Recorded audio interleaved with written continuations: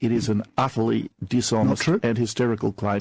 Well, I suppose Senator Bernardi is entitled to say what he likes, but the fact is that his views are extreme, they are hysterical. Remember, last year they were talking about debt in almost hysterical terms.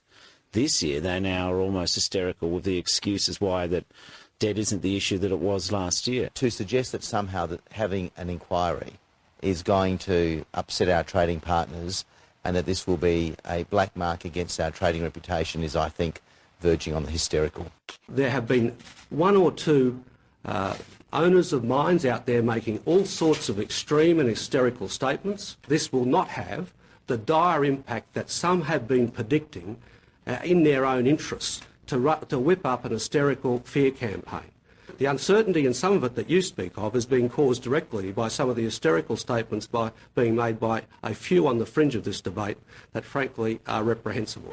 They would, because I talk to these people on a daily basis, George. I'm just... The Prime Minister went to the election and the Treasurer, Wayne Swan, said we were hysterical for saying there would be a carbon tax under this government.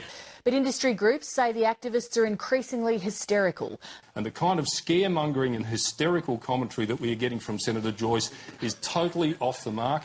And then you have all these Greens saying, we're not hysterical in this really hysterical fashion. I anticipate that the Leader of the Opposition will start twisting and turning and becoming sharper and more hysterical in a desperate attempt to try and convince the Australian people he will repeal carbon pricing. We know he won't. Many of those debates were just like the debate we've had over carbon pricing, all of the hysterical predictions.